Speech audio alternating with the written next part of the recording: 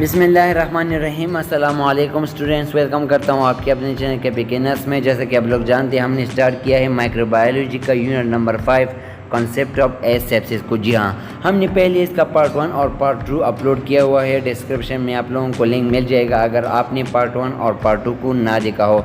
तो आज के इस लास्ट पार्ट में हम मज़ीद हमारे जो स्लाइड रहते थे वो हम पढ़ने वाले हैं। और जैसे कि आप लोग जानते हैं, हमारे पिछली वीडियो में आप लोगों के साथ मैंने शेयर किया था कि इन्फेक्शन एजेंट क्या होता है, रिजर्वायर क्या होता है, portal of exact mode of transmission, portal of entry, susceptible host with MCQs मैंने आप लोगों को पढ़ाया था। लेकिन आज की इस वीडियो में हम पढ़ने वाले हैं, हमारे पास स्लाइड आता है breaking the chain of the infection. जी हाँ, तो वीडियो को स्टार्ट कर लेते हैं breaking the chain of infection से, यानी कि एक ख़ास डिजीज़ की चेन ऑफ इन्फेक्शन को ब्रेक करना, तोड़ना। तो पहले नंबर पर हमारे पास आता है लिंक्स। लिंक्स हमारे पास चेन ऑफ इन्फेक्शन की जो पार्ट्स होते हैं, for example reservoir, portal of the exact, portal of the entry, mode of transmission, आगे जो आने वाले हमारे पास एंट्रेंस होस्ट, तो ये हमारे पास लिंक्स होते हैं। और लिंक के बाद हमारे पास आते हैं ways to break the chain, कि हम किन तरीक़ों से हम चेन को ब्रेक कर सकते हैं और इसके लिए हम क्या इंटरवेंशन यानी कि क्या इकदाम कर सकते हैं प्रैक्टिकली। तो हमारे पास पहले नंबर पर आता है रिजर्वायर। रिजर्वायर का मतलब है इन्फेक्टेड पेशेंट, जिसमें माइक्रोऑर्गेनिज्म होते हैं और वो डिजीज़ होता है। इसके लिए हम क्या कर सकते हैं, prevent the transfer of the micro organism. तो जब तक हम किसी रिजर्वायर में माइक्रो ऑर्गेनिज्म को ट्रांसफ़र होने से ना बचाए तो फिर इसका लिंक नहीं टूट सकता। तो पहले नंबर पर हमारे पास आता है prevent the transfer of the micro organism, उस इन्फेक्टेड से पर्सन से माइक्रो ऑर्गेनिज्म के जो ट्रांसफ़र है उसको रोकना। तो इसके लिए हम इंटरवेंशन क्या क्या कर सकते हैं। नंबर 1, प्रॉपर हैंड हाइजीनिंग, यानी कि अपने हाथों को अच्छी तरीके से धोना, एक ख़ास स्टैंडर्ड तरीके से। यूज़ ऑफ द ग्लोव्स का इस्तेमाल करना, use of the standard precaution.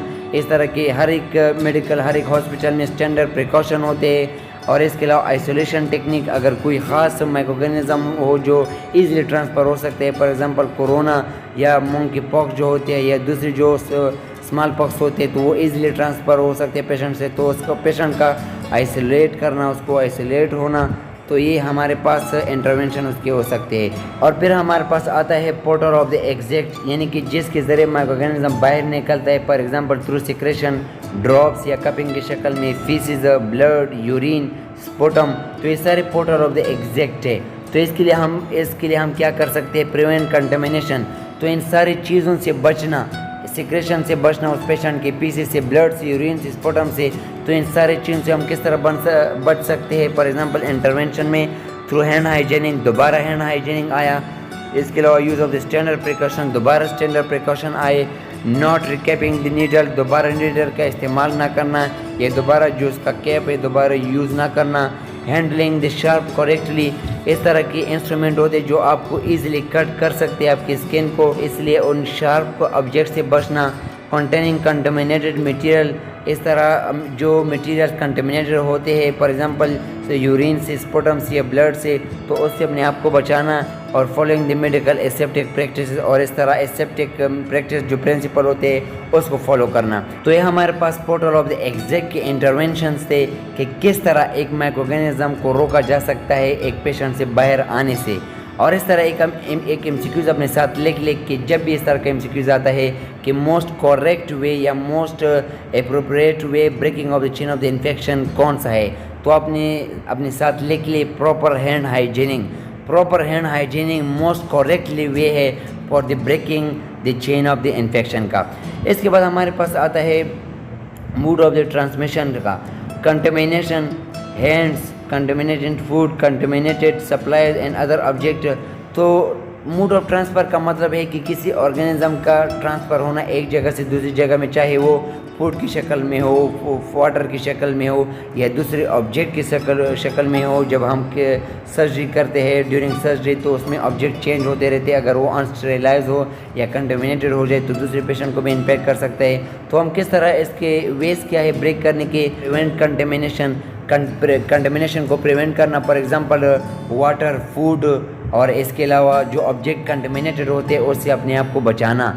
तो इस तरह हम इसको ब्रेक कर सकते हैं और एलिमिनेट द वेक्टर्स। वेक्टर हमारे पास जो फ्लाइज की शक्ल में या जो हमारे पास कीड़े मकोड़े इंसेक्ट जो होते हैं उनसे अपने आप को बचाना, तो फिर वो माइक्रोऑर्गेनिज्म ट्रांसफ़र नहीं हो सकता इन्फेक्टेड पर्सन से। तो इसके लिए हम प्रैक्टिकली इंटरवेंशन क्या कर सकते हैं। Number 1, use of the standard precaution. तो वही बात कि नर्सिंग के कुछ खास स्टैंडर्ड प्रिकॉशन होते हैं उसको आपने अप्लाई करना है। फिर दोबारा प्रॉपर हैंड हाइजीनिंग। तो यही इंपॉर्टेंट एमसीक्यूज़ है कि बार बार आता है कि proper hand hygiening is the most breaking chain of the infection way है। Sterilisation, proper cleaning and refrigerating of the food. तो इस तरह का फूड का कंटेमिनेटेड ना होने देना, चीज़ों को स्टेरिलाइज करना और प्रॉपर क्लीनिंग का, सफाई का ख्याल रखना, डिसइंफेक्शन को इस्तेमाल करना, केमिकल्स को इस्तेमाल करना वार्ड्स में या अपने घरों में, प्रॉपर डिस्पोजल वो डिस्पोजेबल जो एक बार यूज़ किया जाए तो फिर उसको दोबारा यूज़ ना करना। सर्जिकल एसेप्सिस है, यानी कि आर्टिकुलर मशीन में जब किसी सर्जिकल इंस्ट्रूमेंट को स्टेरिलाइज करते हैं, आइसोलेट टेक्निक या कोई पेशेंट अगर कंटेमिनेटेड हो, ज़्यादा ख़तरनाक हो तो इसको हम आइसोलेट भी कर सकते हैं। इसके अलावा पेस्ट कंट्रोल वही कीड़े मकोड़े जो फ्लाइज वगैरह होते हैं उनसे बचना। तो हम प्रैक्टिकली इस तरह के इंटरवेंशन कर सकते हैं for the mood off the transformation से। इसके बाद हमारे पास आते हैं लिंक में एंट्रेंस है। एंट्रेंस यानी कि हम किस तरह बच सकते हैं किसी भी माइक्रोऑर्गेनिज्म की एंट्री से, थ्रू माउथ।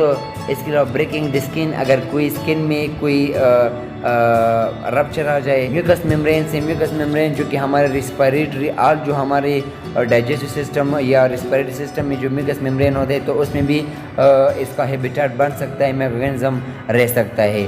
तो इसके लिए हम ways to break the chain क्या कर सकते हैं, put only clean things in the mouth. तो ओनली जो क्लीन थिंग्स यानी कि चाहे वो खुराक हो, चाहे वो इंस्ट्रूमेंट हो, चाहे जो भी हम इंस्ट्रूमेंट इस्तेमाल करते हो ड्यूरिंग टीथ की रिपेयरिंग में या कोई सर्जरी के दौरान, तो उसके लिए क्लीन चीज़ इस्तेमाल करना। प्रोटेक्ट द स्किन का प्रोटेक्ट करना। अगर कोई स्किन में कोई रप्चर हो, कोई ब्रेक हो तो उसको उस पर पायोडीन इस्तेमाल करना, एंटीसेप्टिक केमिकल इस्तेमाल करना, प्रोटेक्ट द म्यूकस मेम्ब्रेन। इसके साथ साथ म्यूकस मेम्ब्रेन का भी ख्याल करना। तो इसके लिए हम प्रैक्टिकली इंटरवेंशन क्या कर सकते हैं, keeping the object out of the mouth. तो सारे ऑब्जेक्ट को अपने मुंह से दूर रखना जो कंटेमिनेटेड हो, चाहे वो फूड हो, चाहे वो वाटर हो, चाहे वो रिपेयरिंग ड्यूरिंग सर्जरी हो या अपने टूथ के रिपेयरिंग करनी हो। तो सारे ऑब्जेक्ट को जो ज़रूरत ना हो अपने मौत से दूर रखना। गुड हाइजीनिक प्रैक्टिस, इसके अलावा हम गुड हाइजीनिक प्रैक्टिस भी कर सकते हैं। अपनी बॉडी का पूरा अच्छी तरीके से ख्याल रखना है, साफ़ सुथरा रहना है। और इसके अलावा गुड स्किन केयर, अपनी स्किन का भी ख्याल रखना है। अगर उसमें कोई रप्चर आ जाता है या कोई वॉन्ड होता है तो उसको क्लीन करना, स्वाबिंग करना पायोडीन से या दूसरे नॉर्मल सलाइन से। और इसके अलावा मिनरल्स भी ले सकते हैं। अगर कोई इन्फेक्शन हो एंटीबायोटिक ले सकते हैं। तो हम सनलाइट भी ले सकते हैं। तो ये हमारे पास सारे गुड स्किन केयर में आते हैं। इसके अलावा through cleansing of the skin before invasive procedure, अगर कोई इन्वेसिव अगर कोई सर्जरी प्रोसीजर हो तो उसके लिए स्वाबिंग करना, ताकि अगर कोई माइक्रोऑर्गेनिज्म हो तो उसको पहले से रिमूव किया जाए। कवरिंग द स्किन ब्रेक्स, अगर कोई स्किन में कोई ब्रेक हो, कोई रप्चर हो, उसको कवर करना before contamination. Use the standard precaution goggles, हम गूगल्स को भी इस्तेमाल कर सकते हैं जैसे कि आप डायग्राम में देख सकते हैं। इसके अलावा फेस शील्ड और मास्क और ग्लोव्स, गाउन।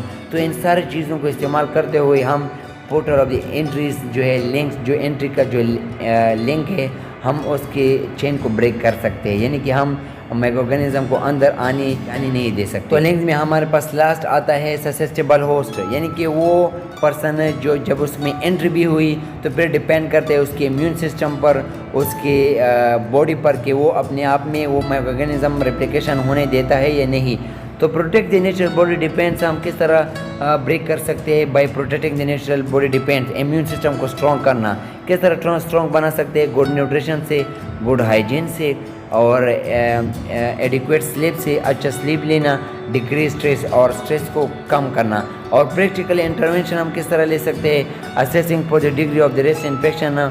इस तरह अगर किसी किसी पर्सन का इम्यून सिस्टम वीक हो तो उसका जो इन्फेक्शन का रिस्क है वो बढ़ जाता है।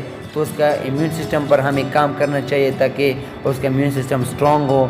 Promoting the natural body depends, और इस तरह नेचुरल बॉडी इम्यून सिस्टम को स्ट्रॉन्ग बनाना, नेचुरल फूड लेना, एक्सरसाइज करना, इस तरह प्रोटेक्टिव आइसोलेशन, अगर कोई ससेप्टेबल हो, बहुत हसास हो किसी इन्फेक्शन को, तो हम उसे आइसोलेट कर सकते हैं। Use of the standard precaution, वही स्टैंडर्ड प्रिकॉशन ख़ास स्टैंडर्ड होते हैं, प्रिंसिपल्स होते हैं। और फिर हमारे पास लास्टली आता है प्रॉपर हैंड हाइजीन, यानी कि ख़ास हैंड हाइजीनिंग का इस्तेमाल करना।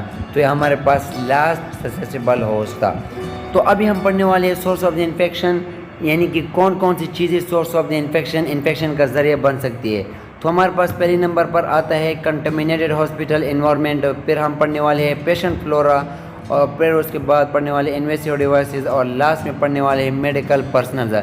तो कंटेमिनेटेड हॉस्पिटल एनवायरनमेंट हमारे पास पहले नंबर पर आता है इंस्ट्रूमेंट।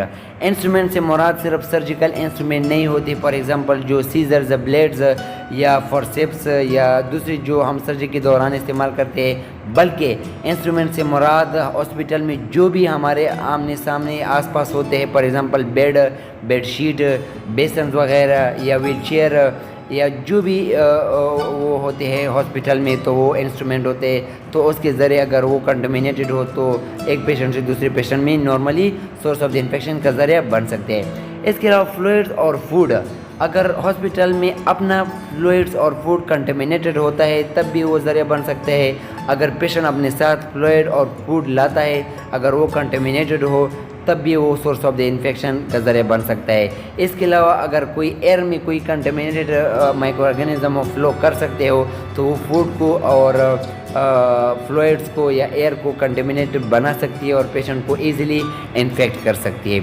इसके अलावा हमारे पास दूसरे नंबर पर आता है पेशेंट फ्लोरा।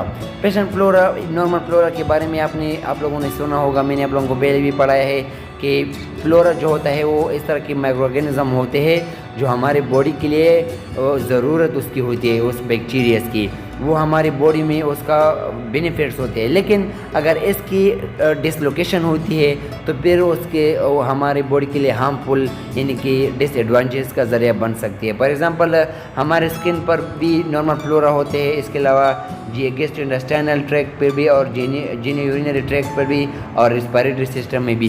तो इन सारे लोकेशन में हमारे पास नॉर्मल फ्लोरा होता है। लेकिन अगर इसका डिस्प्लेस हुआ, अगर ट्रांसफ़र हुआ एक जगह से दूसरी जगह, तो फिर ये हमारी बॉडी में सोर्स ऑफ द इन्फेक्शन का ज़रिया बन सकता है। इसके बाद हमारे पास इन्वेसिव डिवाइसेस है। इन्वेसिव डिवाइसेस जो हमारे स्किन को रप्चर करते हुए या हमारे स्किन के अंदर या हमारी बॉडी के ऑर्गन के अंदर जो हम डालते हैं, तो उसे हम इन्वेसिव सर्जरीज या इन्वेसिव डिवाइसेस कहते हैं। फॉर एग्जांपल यूरिनरी कैथेटर, जब यूरिन ब्लॉक होते हैं तो हम यूरिनरी कैथेटर को इस्तेमाल करते हैं। तो अगर वो कंटेमिनेटेड हो, अगर हम ग्लव्स इस्तेमाल ना करें या वो कैथेटर खुद कंटेमिनेटेड हो, तो फिर वो ज़रिया बन सकते हैं इन्फेक्शन का। इसके अलावा वेजिकुलर कैथेटर, ये भी कैथेटर होता है वेजिकल्स में, वो फूड सप्लाई के लिए या दूसरे ज़रूरत के मुताबिक पेशेंट में पास किया जाता है। तो ये भी अगर कंटेमिनेटेड हो या एयर में कोई कंटेमिनेशन हो तो ज़रिया बन सकते हैं सोर्स ऑफ द इन्फेक्शन का। एंडोट्रेकियल ट्यूब, जब कोई पेशेंट अनकॉन्शियस पेशेंट होता है, सांस लेने में उसको तकलीफ़ होता है, तो फिर हम यहाँ पर ट्रेकिया में एक ख़ास, आप डायग्राम में देख सकते हैं, एक छोटा सा होल किया जाता है। अगर उसमें कोई कंटेमिनेशन हो या एयर में या उस ऑब्जेक्ट में, या हम ख्याल ना रखें ड्यूरिंग सर्जरी, तो ज़रिया बन सकता है। एंडोस्कोप ये भी एंडोस्कोप हमारी बॉडी के अंदर इंटेस्टाइन में भी हो सकता है। हम एंडोस्कोप इस्तेमाल कर सकते हैं इंटेस्टाइनल को देखने के लिए, स्टोमक को देखने के लिए, या किसी सर्जरी को परफॉर्म करने के लिए, या स्टोन को ब्रेक करने के लिए। तो ये भी ज़रिया बन सकते हैं सोर्स ऑफ द इन्फेक्शन का। ड्रेनेज ट्यूब, अगर हम कोई ड्रेनेज करते हैं, कोई पस वगैरह को बाहर निकालने की कोशिश करते हैं ट्यूमर को, तो ये भी सोर्स ऑफ द इन्फेक्शन का बन सकता है। मेडिकल पर्सनल्स खुद नर्स या डॉक्टर खुद भी सोर्स ऑफ इन्फेक्शन का ज़रिया बन सकता है। फॉर एग्जांपल अगर वो खुद इन्फेक्टेड हो तब भी वो पेशेंट में दूसरे पेशेंट में ट्रांसफ़र कर सकते हैं माइक्रो ऑर्गेनिज्म, या अगर वो कैरियर का ज़रिया बने, यानी कि एक पेशेंट के साथ जो इन्फेक्टेड हो उसके साथ इंटरेक्ट करे और फिर जो दूसरा पर्सन होता है जो नॉन इन्फेक्टेड हो तो उसको भी एज अ कैरियर उसको भी इन्फेक्टेड कर सकते हैं। फॉर एग्जांपल एक जगह से पेशेंट से माइक्रो ऑर्गेनिज्म को लिया और दूसरे को ट्रांसफ़र किया। इसके साथ कॉलोनाइज अगर ग्रुपिंग की शक्ल में कंबाइन होते हैं नर्सेज, तो वो भी एक दूसरे के साथ पेशेंट को as a source of infection का जरिए बन सकता है। यहाँ पर हमारे पास कंटामिनेटेड हॉस्पिटल इन्वायरमेंट में मेरे से मेडिकेशन रहेगा। मेडिकेशन से मुराद यानी कि टेबलेट की शक्ल में सोर्स ऑफ इन्फेक्शन का जरिए बन सकते हैं। फॉर एग्जांपल अगर कोई टेबलेट गिर जाए या कोई टेबलेट कंटामिनेटेड ऑब्जेक्ट के साथ टच हो जाए या कंटामिनेटेड पर्सन उसे हाथ में ले ले, तो वो भी सोर्स ऑफ द इन्फेक्शन का जरिया बन सकता है। तो हमारे पास सोर्स ऑफ द इन्फेक्शन थे। Risk factor for the infection, अगर कौन कौन से इन्फेक्शन के लिए रिस्क फैक्टर हो सकते हैं। For example admission is an emergency and intensive care unit, तो आईसीयू में या इमरजेंसी यूनिट में अगर आपका एडमिशन हो जाए यानी कि एक ख़ास डिजीज़ के साथ आ जाए, तो दूसरे इन्फेक्शन को भी आप एक्सपोज हो सकते हैं, आपको दूसरे इन्फेक्शन भी हो सकते हैं। फॉर एग्ज़ाम्पल वो इस तरह का वार्ड्स होते हैं जो मुख्तलिफ डिजीज़ के साथ पेशेंट आए होते हैं, तो आप दूसरे इन्फेक्शंस को भी एक्सपोज हो सकते हैं, आपको रिस्क फैक्टर हो सकता है। इसके अलावा hospital stay longer than 7 days, एक हफ्ते से ज़्यादा रहना, ये भी एमसीक्यूज़ के लिहाज से इम्पॉर्टेंट है, तो उसको भी रिस्क फैक्टर हो सकता है इन्फेक्शन का। और इस इन्फेक्शन को जो हॉस्पिटल की वजह से एक डिजीज़ हो जाए पेशेंट को, एक नया डिजीज़ एक हॉस्पिटल में न्यू डिजीज़ के साथ घर आए, तो उसे हम नोज़ोकोमियल इन्फेक्शन कहते हैं। इसके अलावा patient on the immuno suppression, तो कभी कभार इम्यूनो सप्रेशन पर भी पेशेंट को डाला जाता है, कुछ इस तरह के मेडिसिन दी जाती है। फॉर एग्जांपल कैंसर के केस में या इन्फ्लेमेशन के केस में स्टेरॉयड वगैरह देते हैं, इम्यूनो सप्रेशन देते हैं। तो अगर आपका इम्यून सिस्टम सप्रेस किया गया, तो फिर आपको दूसरे इन्फेक्शन भी इजीली आपको इन्फेक्ट कर सकते हैं, रिस्क फैक्टर हो सकता है। इसके अलावा न्यूट्रोपेनिया यानी कि वाइट ब्लड सेल की कमी, अगर वाइट ब्लड सेल की कमी हो जाए, तो वाइट ब्लड सेल तो आप लोग जानते हैं कि वो किल करने वाले सेल होते हैं माइक्रो ऑर्गेनिज्म के, बैक्टीरिया की। तब भी अगर न्यूट्रोपिल की कोई कमी आ जाती है, तो फिर रिस्क फैक्टर हो सकता है इन्फेक्शन का। तो ये हमारे पास कुछ इम्पॉर्टेंट पॉइंट्स थे। ओके, तो हमारे पास रिस्क फैक्टर कंटिन्यू है। Placement of the central venous catheter, जिसे CVC भी कहा जाता है। तो ये CVC अगर नॉन स्टेरिलाइज तरीके से डाला जाए, या जो इंस्ट्रूमेंट होता है अगर वो नॉन स्टेरिलाइज हो या बाद में कंटेमिनेशन होता है, तो ये भी रिस्क फैक्टर हो सकता है फॉर दी इन्फेक्शंस। और ये हम मेडिसिन देने के लिए हम इंसर्ट करते हैं एक ख़ास वेन्स में। इसके अलावा इनवेलिंग यूरिनरी कैथेटर, तो अगर कोई पेशेंट में यूरिनरी ब्लॉकेज हो, तो हम कैथेटर को इस्तेमाल करते हैं। अगर नर्स नॉन कंटेमिनेटेड तरीके से कैथेटर इंसर्ट करे या बाद में कोई कंटेमिनेशन हो जाता है, तो ये भी रिस्क फैक्टर हो सकते हैं फॉर द इन्फेक्शन। इसके अलावा एंडोट्रेकियल ट्यूब, इसी तरह एंडोट्रेकियल ट्यूब अगर इन्वायरमेंट में कोई माइक्रो ऑर्गेनिज्म हो या कोई इस इंस्ट्रूमेंट में अगर कोई कंटेमिनेशन हो, तो ये भी रिस्क फैक्टर हो सकता है for the infection. Age of the patient पर भी डिपेंड करता है। अगर वो एज में ज़्यादा हो तो उसका इम्यून सिस्टम वीक होगा, तो उसके वो भी रिस्क फैक्टर बन सकता है। इसके अलावा डिजीज़ स्टेटस, इस तरह की कोई डिजीज़ है, फॉर एग्जांपल एड्स, HIV, जो HIV डिजीज़ होता है, तो उसकी वजह से भी इम्यून सिस्टम बहुत सप्रेस रहता है, तो ये भी रिस्क फैक्टर हो सकता है फॉर द इन्फेक्शन। आगे हमारे पास है प्रिवेंशन एंड कंट्रोल, तो आगे भी बहुत ईजी स्लाइड आने वाले हैं। Prevention and control of the infection, हम किस तरह प्रिवेंट कर सकते हैं या कंट्रोल कर सकते हैं। Definition, identifying and reducing the risk of the infection developing और स्प्रेडिंग, तो पहले माइक्रो ऑर्गेनिज्म को आइडेंटिफाई करना और फिर उसके रिस्क फैक्टर को रिड्यूस करना फॉर द डेवलपिंग और स्प्रेडिंग, ताकि वो मज़ीद मल्टीप्लाई ना हो जाए और स्प्रेड ना हो जाए। तो ऐसे हम preventive and control of the infection कहते हैं। तो ये बहुत इंपॉर्टेंट है कि पहले हम क्या करते हैं, आइडेंटिफाई करते हैं, फिर हम रिड्यूस करते हैं उस रिस्क फैक्टर को जिसकी वजह से वो माइक्रो ऑर्गेनिज्म इन्फेक्शन काज करता है, और इसके बाद हम स्प्रेड होने से बचाते हैं। तो ये डेफिनेशन आपको याद रखना चाहिए। Establishment of the infection and control programme, तो इस तरह कम्युनिटीज़ में या लोगों में अवेयरनेस के लिए हम प्रोग्राम करा सकते हैं, लोगों में टीचिंग के ज़रिए, प्रेजेंटेशन के ज़रिए, स्टेरिलाइजेशन के ज़रिए भी हम प्रिवेंशन या कंट्रोल कर सकते हैं। किस तरह, ऑटोक्लेव की मशीन के ज़रिए, सेप्टिक टेक्निक, जैसे कि हमने पिछले स्लाइड में कुछ टेक्निक्स पढ़े थे, एसेप्टिक टेक्निक्स, तो उस तरीके से भी हम प्रिवेंट कर सकते हैं। या क्लीनिंग एंड डिसइंफेक्शन, केमिकल्स को इस्तेमाल कर सकते हैं या हॉस्पिटल को क्लीनिंग या अपने घरों को साफ सफाई का ख्याल रख सकते हैं या डिसइंफेक्शन इस्तेमाल कर सकते हैं। स्किन डिकॉन्टेमिनेशन, स्किन का भी हमने ख्याल रखना है। अगर ड्यूरिंग सर्जरी या कोई घरों में कोई हमारे स्किन में कट आ जाता है तो फिर हम अल्कोहल के साथ या बायोडीन के साथ स्वाब करते हैं। Safe disposal of the hospital waste, तो इस तरह जो हॉस्पिटल के वेस्ट होते हैं, चाहे वो फ्लूइड की शक्ल में हो, चाहे वो दूसरे वेस्ट की शक्ल में हो, तो उसका भी प्रिवेंट करना है हमने, उसका भी अच्छी तरीके से ख्याल रखना है। तो इस तरह हम कंट्रोल कर सकते हैं। प्रिवेंशन एंड कंट्रोल हमारे पास कंटिन्यू है। प्रोपाइलेटिक एंटीबायोटिक वो एंटीबायोटिक होते हैं जिसे हम prevention and control micro organism की कर सकते हैं। किस तरह? जब हमें पता चले कि एक पेशेंट के एक ख़ास साइन एंड सिम्टम है, यानी कि वो डिज़ीज़ अभी तक काज नहीं हुआ है लेकिन उसे साइन सिम्टम आना शुरू हुए हैं, तो हम पहले से एंटीबायोटिक देते हैं।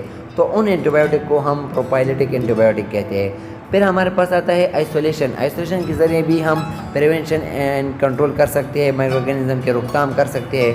इसके अलावा hospital building and design, hospital की बिल्डिंग एंड डिज़ाइन पर भी डिपेंड करता है, यानी कि वो कौन से एरिया में है, पॉपुलेटेड या कंटेमिनेटेड एरिया में है या कोई ख़ास अच्छी साफ एरिया में है, या इसके अलावा उसका डिज़ाइन डिपेंड करता है, वेंटिलेशन सिस्टम किस तरह है, उसमें एयर कहाँ से आता जाता है, तो इस तरह डिपेंड करता है हॉस्पिटल पर भी। तो हम प्रिवेंटिव कंट्रोल कर सकते हैं माइक्रो ऑर्गेनिज्म की। पर्सनल वेलफेयर, हम पर्सनली भी हम अपने आप की हिफाजत करके या ख़ुद अवेयरनेस हासिल करके हम प्रिवेंटिव कंट्रोल कर सकते हैं। इसके अलावा provision of the safe blood, अगर किसी को ब्लड की ज़रूरत हो तो नॉन कंटेमिनेटेड ब्लड ट्रांसफ्यूजन करना चाहिए। इसके अलावा सर्विलेंस, सर्वे की शक्ल में यानी कि एक ख़ास एरिया में कौन से माइक्रो ऑर्गेनिज्म ज़्यादा है, कौन से कम है, तो एक ख़ास सर्वे की जाती है मेडिकल फील्ड में। तो इस सर्वे को हम इस्तेमाल करते हुए प्रिवेंशन एंड कंट्रोल कर सकते हैं माइक्रो ऑर्गेनिज्म की। पर्सनल प्रोटेक्टिव इक्विपमेंट में क्या क्या आता है, यानी कि PPE, जिसे हम PPE भी कहते हैं, फॉर एग्जांपल जिसमें हमारे पास ग्लव्स आते हैं, अब एप्रॉन्स, गाउन्स, प्रोटेक्टिव आईवेयर और फेस शील्ड और मास्क। तो ये हमारे पास PPE है, यानी कि पर्सनली एक पेशेंट अपने लिए बाज़ार से ला सकता है और पर्सनली ख़ुद अपने आप के लिए सिर्फ इस्तेमाल कर सकता है, जो सिर्फ अपने आप के लिए इस्तेमाल करे, दूसरे पेशेंट को इस्तेमाल ना होने दे, तो इसे हम PPE भी कहते हैं। तो ये हमारे पास कुछ टेक्निक थे। हैंड हाइजीन, ये यहाँ पर ये MCQs है जो कई बार आ चुका है। Hand hygiene is the most simplest and cheapest way of the preventive infection. जैसे मैंने आप लोगों के साथ पहले शेयर किया कि hand hygiene is the most simplest and cheapest way of the preventive infection है, यानी कि हैंड हाइजीनिंग जो है, हैंड वॉशिंग जो है, लेकिन हैंड वॉशिंग जो स्टैंडर्ड है, अभी हम आगे पढ़ने वाले हैं, तो ये चीपेस्ट और सिंपलेस्ट वे है for the prevention of the infection, किसी भी इन्फेक्शन को प्रिवेंट करने के लिए। ओके जी, WHO 5 movements of the hand hygiene. आपने कब अपने हैंड हाइजीन का ख्याल रखना है, यानी कि अपने हाथों को एसेप्टिक रखना है, तो 5 मूवमेंट्स है 5 जगहों पर। नंबर 1, WHO ने रिकमेंड किए हुए, तो MCQs में आ सकते हैं कि all of the above are the WHO recommended for movements of the hand hygiene except, तो इस तरह के MCQs आ सकते हैं, तो उनमें से एक नहीं होगा। तो पहले नंबर आता है बिफोर पेशेंट कॉन्टेक्ट, जब आप पेशेंट के कॉन्टेक्ट में आने से पहले आपने अपने हाथों हैंड हाइजीन का ख्याल रखना है, यानी कि हैंड वॉशिंग करनी है और ग्लव्स पहने हैं। उसके बाद हमारे पास चौथे नंबर पर आता है आफ्टर द पेशेंट कॉन्टेक्ट, जब आप पेशेंट को ट्रीट करें उसके बाद भी आपने हैंड हाइजीन का ख्याल रखना है। उसके बाद हमारे पास आता है बिफोर इन एसेप्टिक टास्क, जब आप कोई एसेप्टिक टास्क परफॉर्म करते हो, फॉर एग्जांपल कोई सर्जरी या कोई वॉन्ड की सफाई करनी हो। इसके अलावा after the body fluid exposure, जब पेशेंट की बॉडी फ्लूइड को जब आप एक्सपोज हो जाए, उसके पेशेंट की बॉडी फ्लूइड के साथ जब आप कोई कांटेक्ट करें, फॉर एग्जांपल उसके यूरिन के साथ, फीसिस के साथ, या उसके रेस्पिरेटरी जो फ्लूइड होते हैं या दूसरी स्वेटिंग के साथ, तो आपने हैंड हाइजीन का ख्याल रखना है। Even at the wearing gloves, ख़त तक कि अगर आपने ग्लव्स पहने भी हो तब भी आपने उससे पहले और बाद में हैंड हाइजीन का ख्याल रखना है। उसके बाद हमारे पास लास्ट में आता है after contact with patient surrounding, या लास्ट में हमारे पास जब आप किसी पेशेंट के इर्द गिर्द सराउंडिंग में जब किसी चीज़ को टच कर लेते हो तब भी आपने हैंड हाइजीन का ख्याल रखना है। तो ये 5 movements of the hand hygiene by recommended by the WHO। इसके बाद हमारे पास हैंड वॉशिंग का एक ख़ास स्टैंडर्ड तरीका होता है। आप लोगों ने अपने कॉलेज में भी सीखा होगा, अगर ना सीखा हो तो आप यूट्यूब पर वीडियोस वगैरह भी देख सकते हैं। फर्स्ट स्टेप में आपने क्या करना है, रब द पाम्स टुगेदर, अपने हाथों को रगड़ना है। दूसरे स्टेप ने अपने हाथों rubs the back of the both hands को आपने एक दूसरे के ऊपर रब्स करना है। उसके बाद इंटरफेयर द फिंगर एंड रब द हैंड टुगेदर, उंगली को एक दूसरे में डालकर आपने रब्स करना है एक दूसरे में। और इसके बाद हमारे पास फॉर्म में इंटरलॉक आता है, फिंगर रब back finger of the both hand. तो इस तरह इंटरलॉक की शक्ल में, लॉक की शक्ल में अपने फिंगर्स को रब करना है दोनों हाथों के।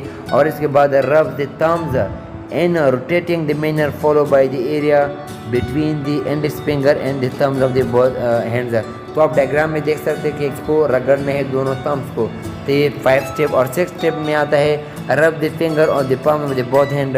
तो दोनों हैंड के जो फिंगर होते हैं, जो नाखून होते हैं, वो अपने पाम पर रगड़ने हैं। और जो हमारे पास लास्ट 7 वाला स्टेप आता है वो है rub the both wrists in a rotating manner rinse and dry thoroughly. तो अपने हाथों की जो रेस्ट जो होते हैं उनको अपने रोटेटली रब करना है रोटेशन की शक्ल में, और तब आपका हैंड वॉशिंग स्टेप कंप्लीट हो जाएगा। तो ये हमारे पास टोटली 7 स्टेप होते हैं। MCQs के लिहाज से भी इम्पोर्टेंट है।